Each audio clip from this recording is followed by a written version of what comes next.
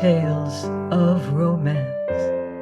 I'm Mardell, reading The Blue Castle by L.M. Montgomery.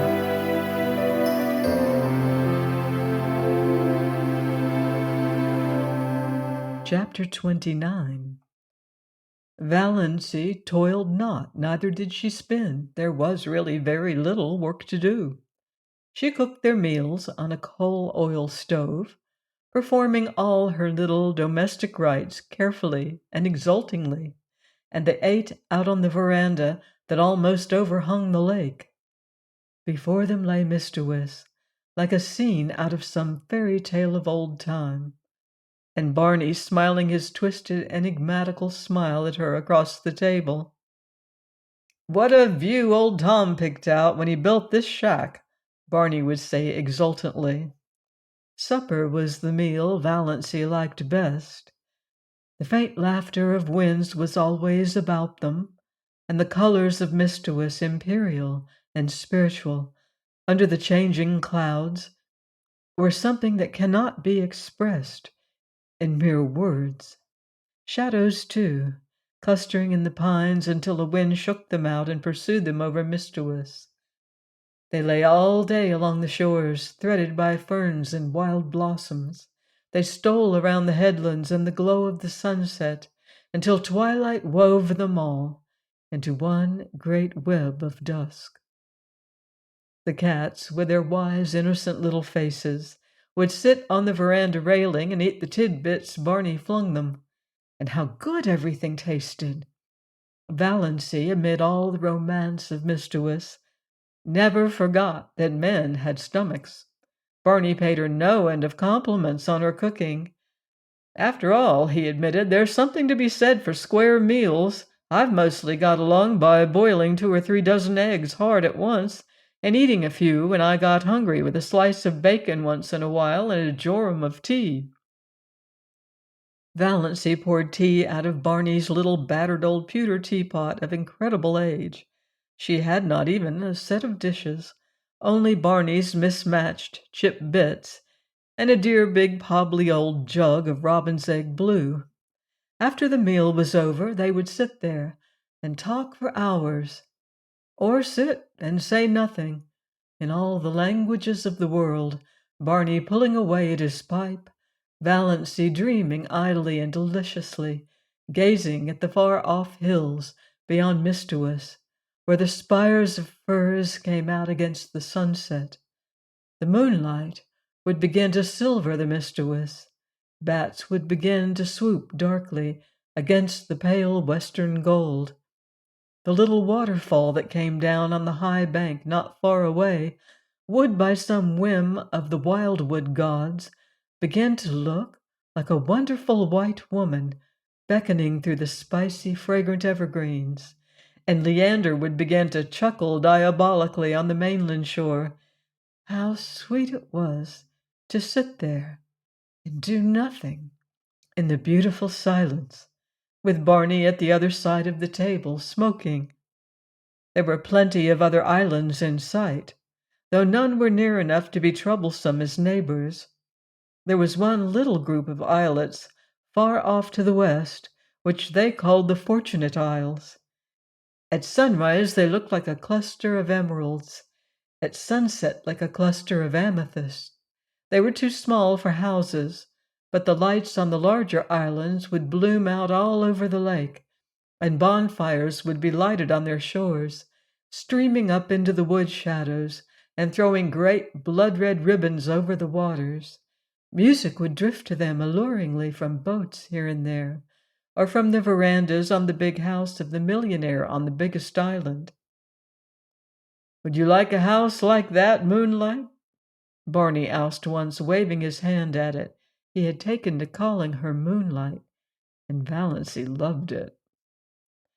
"No," said Valancy, who had once dreamed of a mountain castle 10 times the size of the rich man's cottage, and now pitied the poor inhabitants of palaces. "No, it's too elegant. I would have to carry it with me everywhere I went, on my back like a snail. It would own me, possess me, body and soul. I like a house I can love and cuddle and boss, just like ours here.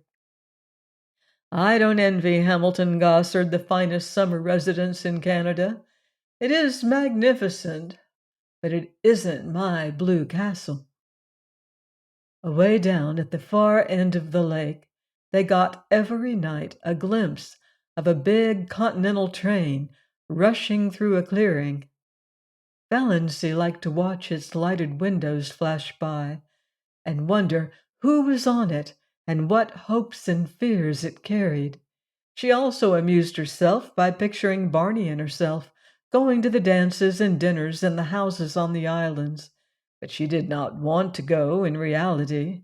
Once they did go to a masquerade dance in the pavilion at one of the hotels up the lake, and had a glorious evening, but slipped away in their canoe before unmasking time, back to the Blue Castle. It was lovely, but I don't want to go again, said Valancy. So many hours a day, Barney shut himself up in Bluebeard's chamber. Valancy never saw the inside of it. From the smells that filtered through at times, she concluded he must be conducting chemical experiments or counterfeiting money.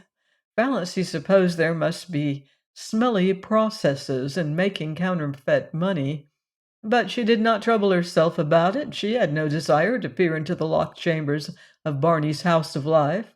His past and his future concerned her not. Only this rapturous present. Nothing else mattered. Once he went away and stayed away 2 days and nights. He had asked Valancy if she would be afraid to stay alone, and she had said she would not. He never told her where he had been. She was not afraid to be alone, but she was horribly lonely. The sweetest sound she had ever heard was Lady Jane's clatter through the woods when Barney returned, and then his signal whistle from the shore. She ran down to the landing rock to greet him, to nestle herself into his eager arms. They did seem eager. "Have you missed me, Moonlight?" Barney was whispering. "It seems 100 years since you went away," said Valancy. "I won't leave you again." "You must," protested Valancy, "if you want to. I'd be miserable if I thought you wanted to go and didn't because of me. I want you to feel perfectly free." Barney laughed, a little cynically. "There is no such thing as freedom on earth," he said. "Only different kinds of bondages and comparative bondages. You think you're free now because you've escaped from a peculiarly unbearable kind of bondage, but are you? You love me. That's a bondage." "Whoever said or wrote that the prison unto which we doom ourselves no prison is?" asked Valancy dreamily, clinging to his arm as they climbed up the rock steps. "Ah, now you have it," said Barney. "That's all the freedom we can hope for, the freedom to choose our prison. But Moonlight—" He stopped at the door of the Blue Castle and looked about him, at the glorious lake, the great shadowy woods, the bonfires, the twinkling lights. "Moonlight, I'm glad to be home again. When I came down through the woods and saw my home lights, mine, gleaming out under the old pines, something I'd never seen before. Oh, girl, I was glad, glad." But in spite of Barney's doctrine of bondage, Valancy thought they were splendidly free. It was amazing to be able to sit up half the night and look at the moon if you wanted to be late for meals if you wanted to. She who had always been rebuked so sharply by her mother and so reproachfully by Cousin Stickles if she were 1 minute late. Dawdle over meals as long as you wanted to. Leave your crusts if you wanted to. Not come home at all for meals if you wanted to. Sit on a sun-warm rock and paddle your bare feet in the hot sand if you wanted to. Just sit and do nothing in the beautiful silence if you wanted to. In short, do any fool thing you wanted to whenever the notion took you. If that wasn't freedom, what was?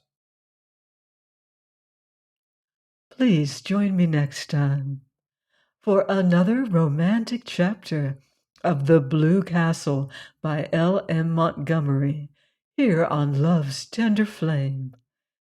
Until then, love deeply and live beautifully.